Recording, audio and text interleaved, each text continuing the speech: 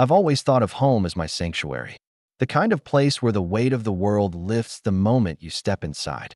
My house isn't huge or fancy, but it's mine, and that matters more than anything. I remember walking through the front door every morning, keys jingling in my hand, the smell of fresh coffee filling the air. The sunlight would hit the living room just right, catching dust motes in a lazy dance. And for a moment, everything felt simple. Safe.my family was loud, chaotic, but familiar. My dad's constant reminders to lock the doors or don't leave your shoes on the stairs used to annoy me. My mom's insistence on checking the mailbox every single morning felt unnecessary, yet it was comforting in a way I didn't notice until later. My siblings were, well, my siblings. They had their routines, their moods, their quirks. Sometimes it drove me crazy, but that was part of the rhythm of home. That I'd sit at the kitchen counter with a cup of coffee, watching the steam curl up like tiny little ghosts, and think about nothing in particular. Just the quiet hum of the refrigerator, the soft creak of the floorboards as someone walked past, the distant laughter from the next room. I remember feeling that I could breathe freely here, that the walls were more than just wood and paint. They were protection. Of course, nothing is perfect. Minor disagreements were normal.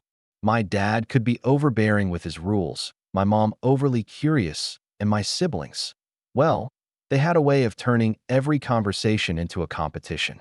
I'd roll my eyes, sometimes snap a sarcastic remark, but nothing felt serious. Nothing felt like it would ever disrupt this fragile bubble of safety I'd built around myself. That I had routines. I'd check the mail before breakfast, water the plants by the window, make a mental note of any small repairs that needed attention. The front door locks, the gate code, the little details, they were mine to manage. They were part of the quiet control I liked to feel over my little world. It was boring to some, maybe even obsessive, but to me, it was peace. Looking back now, I realize I didn't truly notice how fragile that peace was. I took for granted that the home I knew, the rhythm I followed, the sense of control I had, it was all safe, all secure. The idea that someone could just change that without telling me never crossed my mind. Back then, I thought the only disruptions were minor annoyances, spilled coffee, a missing shoe, a loud argument. Little did I know, the foundation of this comfort could shatter in a single message. But in that moment, standing in the kitchen, coffee in hand, sunlight spilling over the counter, I felt untouchable. My world was small, yes, but it was mine. And for the first time, I truly believed that nothing could take that away. It was late that night, the kind of late where the house feels heavier than it really is. The kind of quiet that makes every small sound, like a dripping faucet or a car passing outside, echo in your head. I was scrolling through my phone, half watching some random show while the coffee I'd forgotten sat cooling on the counter. That's when the notification popped up. A message from my dad. I remember the buzz of my phone cutting through the silence, making my stomach tighten before I even read the words. We changed all the front door locks and the gate code. It said. That was it. No explanation. No warning. Just a fact. A reality. My fingers froze on the screen, the coffee in my hand suddenly tasting bitter and strange. First, I laughed. Out loud, even. It had to be a joke. Dad has that dry sense of humor, the kind that sneaks up on you and leaves you questioning your own reaction. Classic dad, I thought. He's probably just messing with me. But then, I reread the message. The words didn't change. The cold, deliberate tone began to creep under my skin, like a chill spreading across my shoulders. That I tried to rationalize it. Maybe it was for safety, he meant well. Maybe something happened. He had seen something in the neighborhood, heard about a break-in, or maybe mom convinced him it was a good idea. Rational explanations swirled in my mind, but the gnawing unease refused to leave. I felt my pulse pick up, a quiet panic bubbling under the surface. That I thought about the keys in my pocket, the ones I used every day to feel in control, to feel safe. And now, they were useless. My sanctuary, my routines, my sense of home, it felt suddenly fragile, vulnerable. The coffee on the counter, the sunlight fading from the kitchen, the floorboards under my feet, they all seemed to shift. Subtly, like the house itself had changed without my permission. That I stared at the screen for a long time, imagining worst-case scenarios. What if I couldn't get in? What if this wasn't just about locks and codes, but about me being locked out of my own life, my own family. The anxiety built, knotting in my chest. My rational mind tried to calm me, tried to whisper that it's just a message, just words, but the thought alone made my stomach twist. And then came the questions I didn't want to admit aloud. Why didn't he call? Why not tell me first? Why didn't they talk to me at all? The thought that someone I trusted implicitly, someone I thought had my back, could take such a decisive step without even a conversation felt like a punch to the gut. I sank into the kitchen chair, staring at the fading steam of my forgotten coffee. The house suddenly too quiet, too empty that I didn't sleep that night. I kept staring at my phone, refreshing, hoping for some clarification, a follow-up, anything that would make sense. But the message remained, stark and unyielding, a barrier I hadn't asked for, a shift in my world I couldn't yet comprehend. And somewhere deep down, I knew this wasn't just about locks. It was the first crack in the foundation of everything I thought was secure. The next morning, I woke up to the familiar sunlight streaming through the window, the way it always did, as if nothing had changed. My phone buzzed again, but it wasn't another message from Dad, just the usual notifications, a world moving on like nothing had happened. I tried, desperately, to convince myself that maybe last night was just a misunderstanding. That message, it had to be some weird mistake that I told myself it was practical. Maybe they meant to update the locks but forgot to tell me. I whispered under my breath while pacing the kitchen. The sound of my own voice felt hollow, even as I tried to reason with it. Every rational thought I clung to seemed to shake under the weight of doubt. Could my dad really just, without saying a word, change all the locks to the house we shared? It didn't compute. It couldn't. I found myself replaying our last family dinner, trying to remember any hint, any small signal that this was coming. Nothing. My mind ran through everything. Casual jokes, fleeting glances, Dad's odd moods over the past weeks, but nothing had screamed this. Or maybe I had missed it.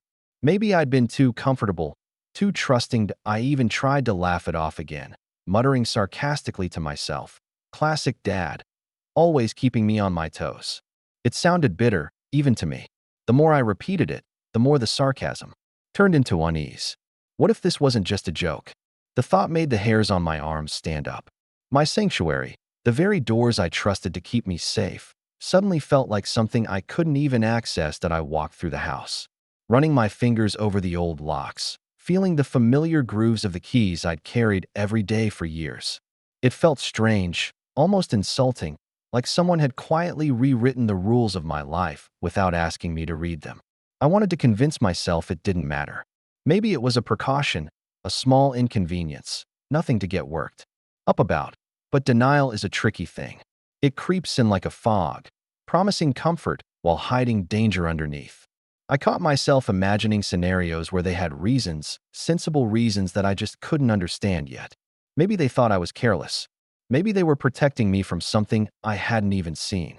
Every rational explanation I could conjure felt like a tiny shield against the growing pit of dread in my stomach. By the time afternoon rolled around, I was still pacing, still talking to myself, still clinging to the illusion that this was temporary, that it would all make sense once Dad explained. But deep down, that little voice, the one I tried to ignore, kept whispering a harsher truth. Sometimes, the people you trust the most can change your world without a second thought. And for the first time, I realized that the calm certainty I had felt in my home, the sense of control I had cherished, might not be as solid as I thought. By the time evening came, the silence in the house felt heavier than ever. Every creak of the floorboards, every hum of the refrigerator seemed amplified, like it was echoing the questions rattling in my head. I couldn't ignore it any longer. I needed answers. I needed to hear it from them, not just see the words. On a screen I started with Dad, dialing his number with trembling fingers. The line rang and rang. I imagined him in his chair, reading a book, glancing at his phone, maybe even smirking at the thought of me panicking. But no, the call went straight to voicemail. I left a message, my voice tight, controlled, trying to hide the fear that was creeping up my throat. "Dad, I saw your message. Can we talk? I don't understand why the locks were changed." I ended it with a forced calm, but inside, my chest was pounding. Next, I tried Mom. Same result. Texts went unanswered. Calls ignored. Even my siblings, who usually had some version of empathy left, were unreachable or brushing me off with vague reassurances that everything's fine. It was like my home had shifted into a world I didn't recognize, people moving through it without me, while I was stuck on the outside, desperate to make sense of it. That I paced the living room, my hands clenching and unclenching, staring at the familiar furniture, the walls, the photos of our family smiling in years past. I could almost see the shadow of what used to feel safe, now just out of reach. I imagined opening the front door and it not budging, the cold steel of the new lock laughing at me. I imagined the gate code refusing my touch, my access to my own life suddenly revoked. Anger began to creep in, tangled with the fear. How could they do this? How could they decide, without a word, to shut me out? I remembered past disagreements, small slights I'd brushed off as inconsequential, and suddenly they felt like ominous breadcrumbs leading to this moment. The thought that I had been considered expendable, even for a second, made my stomach twist. Finally, I sent a group message to everyone. Short, clear, and firm. We need to talk. Now. I need to understand why this happened. I waited, staring at the blank screen, imagining each of their faces. My mind filled with all the possibilities, arguments, excuses, maybe even laughter at my expense. The anticipation was worse than the confrontation itself, and when the replies came, they were vague. Nothing concrete. No explanation, no apology. Just avoidance wrapped in polite words. It was like hitting a wall of silence that refused to give way.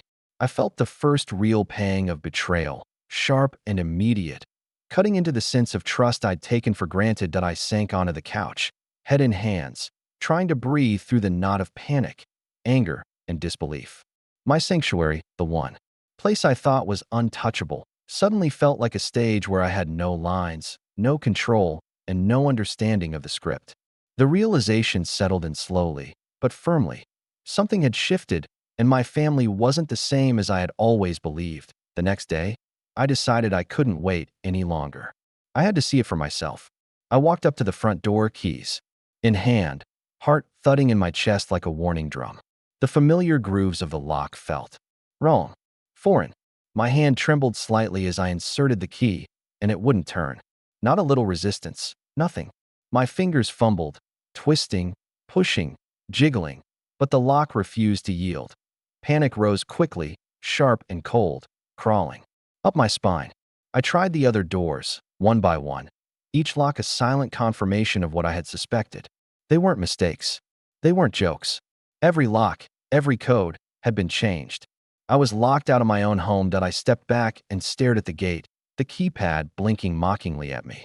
I pressed numbers I knew by memory, the codes I had used for years, and nothing happened.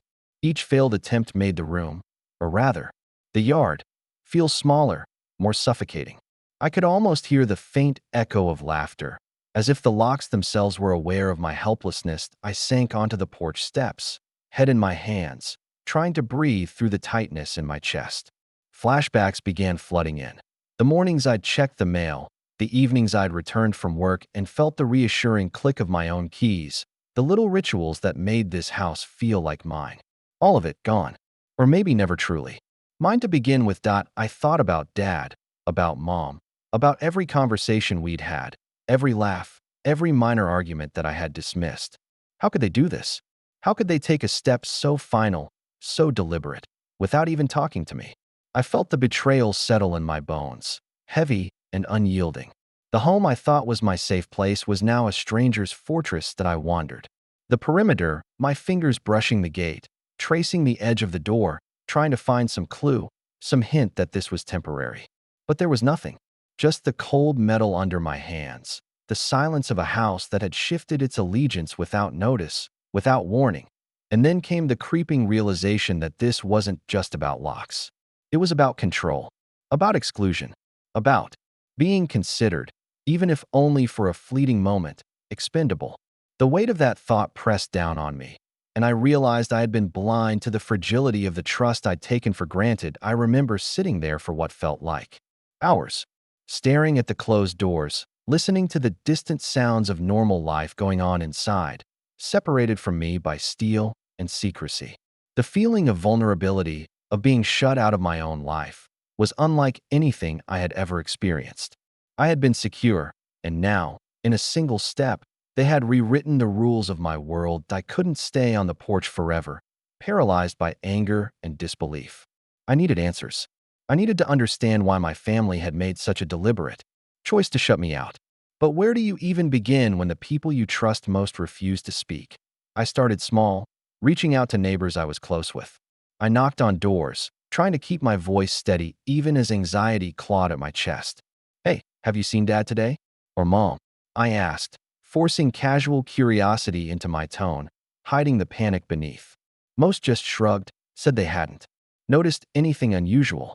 Some gave me sympathetic glances, others avoided eye contact, leaving me feeling even more isolated. That I retraced my steps, walking around the perimeter of the house, tapping on windows, checking if any door might have been left accidentally unlocked. Each lock and shutter I inspected only confirmed the truth. I was out, deliberately kept out. Every metallic click, every cold knob under my hand, was a silent reminder that my control over my home had been stripped away. That I called friends, anyone I thought might know something, and asked questions that felt almost desperate. Had Dad mentioned changing the locks? Did Mom say anything about the gate code? All the responses were variations of the same thing. No, nothing. I'm sorry. I could almost feel their hesitation, as if they wanted to help but were treading carefully around some invisible line. Inside, my thoughts were a storm.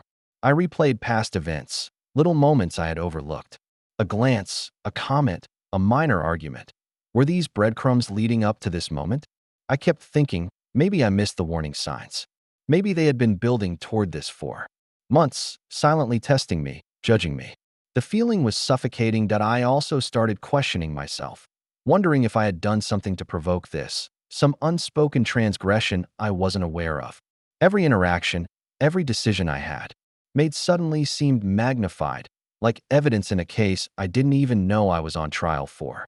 The anger was still there, simmering, but underneath it was confusion, a gnawing need to understand what I'd done wrong, or if this was punishment without reason. By the time the evening came, I was exhausted, physically and mentally.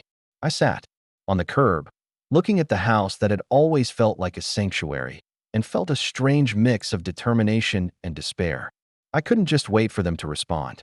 I had to gather information, piece together the why, the motive, the meaning behind their actions. It was a lonely kind of investigation, walking the neighborhood, calling friends, replaying memories. But even in the isolation, I felt a flicker of resolve. I would get answers. I didn't yet know how, but I would uncover the reasons behind this betrayal.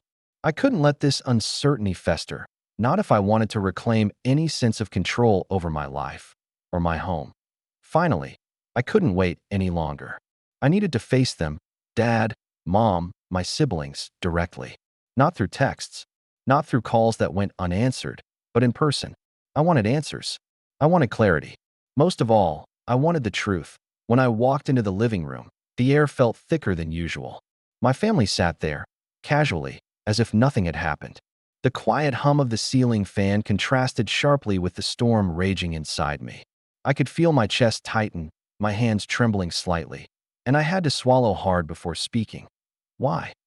I asked, my voice quieter than I intended at first. "Why did you change all the locks and the gate code?" Without telling me, the room went silent. Dad avoided eye contact. Mom fiddled with her fingers. My siblings shifted uncomfortably in their seats.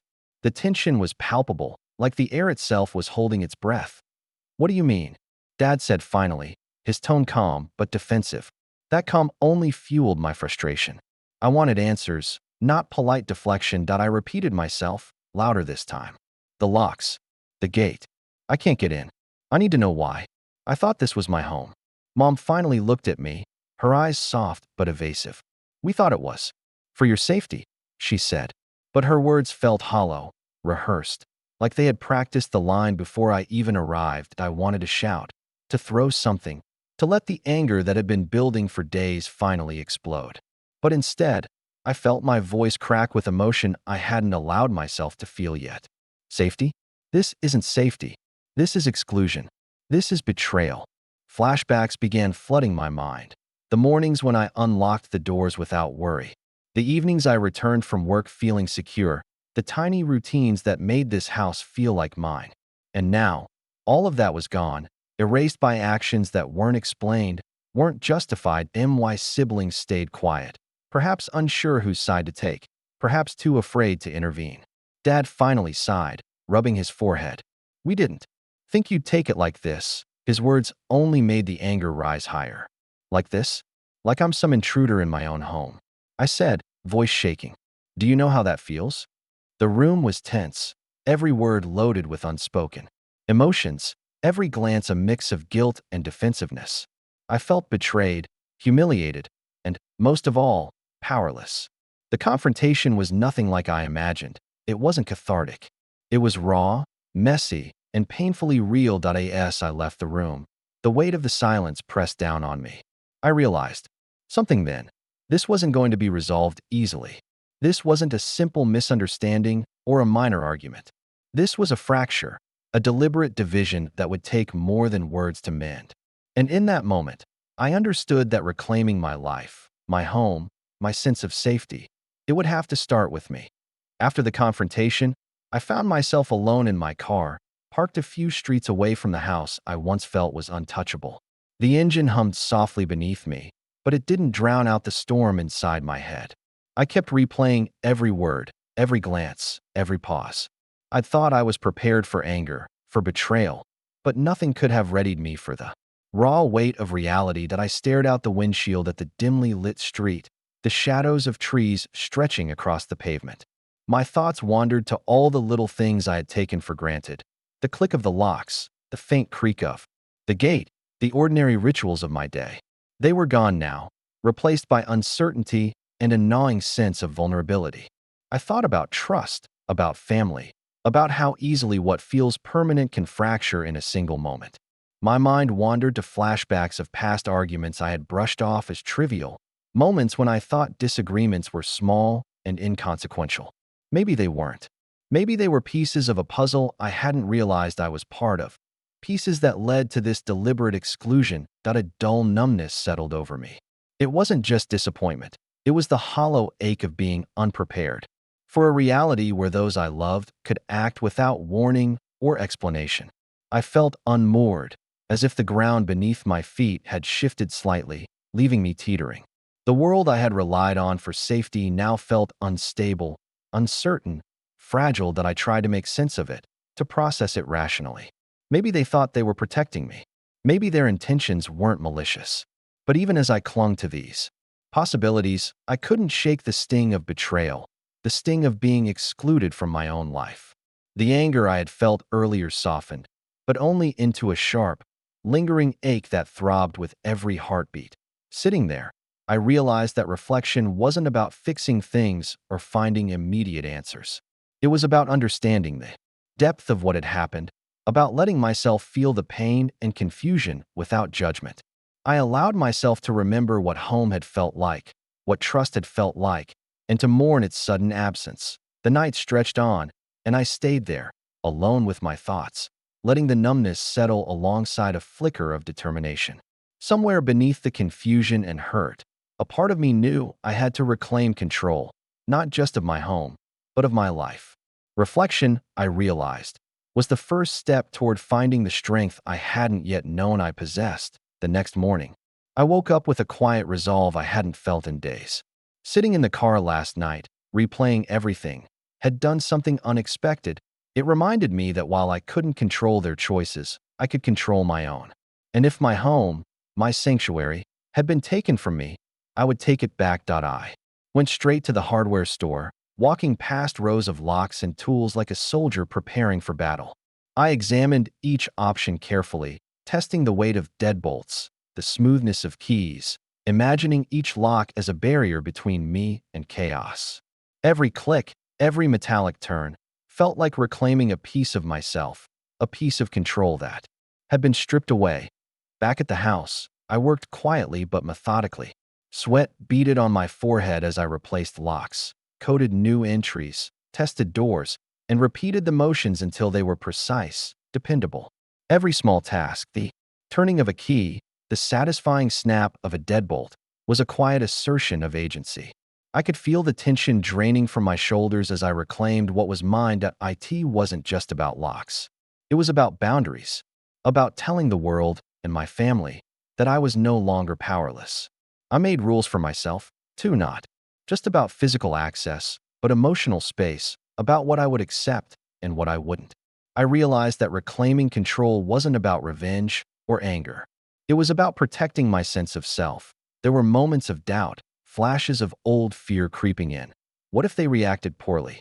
What if this escalated? But I silenced them, focusing instead on the tangible progress in front of me. Each lock installed, each code secured, was proof that I could rebuild what had been taken. Slowly, the house stopped feeling foreign. Slowly, it started to feel like home again. I even found myself smiling quietly at small victories. A door that opened smoothly, a gate that responded to my touch. It was almost absurd, the satisfaction I felt in such mundane acts, but it was real, grounding me in a way words never could. I had agency. I had boundaries. I had the power to define my own safety. By the time the day ended, the house was no longer just a building with locks. It was my fortress, my space of autonomy, my reminder that control, once lost, could be regained. And in that reclamation, I felt a quiet pride that no message, no exclusion, no betrayal could take from me. That IT took time, more than I expected, for the storm inside me to settle. The locks were changed, the gate code was mine again, but the real work wasn't in securing the doors. It was in securing myself. I had to reconcile what happened, understand it, and let it become a part of my story without letting it define me. I spent a quiet evening walking through the house, touching familiar surfaces, noticing details I had overlooked before. The smooth curve of the kitchen counter, the faint aroma of sunlight on wooden floors, the way shadows shifted across the walls in the late afternoon. Each detail reminded me that this house, my home, still belonged to me. Not just in keys and codes, but in memory, in presence, in the choices I made. That I thought about my family, about what their actions meant. Betrayal, exclusion, misunderstanding. They were real, and I couldn't pretend they didn't hurt. But I also realized that anger and resentment could weigh me down more than anyone else's decisions ever could. The closure I needed wasn't about forcing apologies or explanations. It was about accepting the truth, acknowledging my hurt, and moving forward on my own terms. That I let myself remember the peace I had once felt, without judgment or longing. I let myself acknowledge the shock, the fear, the anger, the sadness, every emotion that had bubbled up over the past days. And slowly, I let them soften into understanding. I didn't forgive them yet, if ever, but I forgave myself for being blindsided. I forgave myself for trusting, for hoping, for believing in the stability that had been so suddenly disrupted. That I walked out to the gate one last time that evening, testing the code, feeling the smooth metal beneath my fingers, and took a deep breath. The sunset spilled across the street, painting everything in a warm, forgiving light. I smiled quietly, not because everything was perfect, but because I had survived it. I had reclaimed my home, my space, my sense of self. As I closed the door behind me, I realized something crucial. Peace isn't the absence of conflict. It's the presence of control over yourself, your choices, your life. I couldn't change what my family did, but I could choose how to respond, how to move forward, and how to define my own safety. And that realization, quiet, powerful, and unshakable, was my true closure.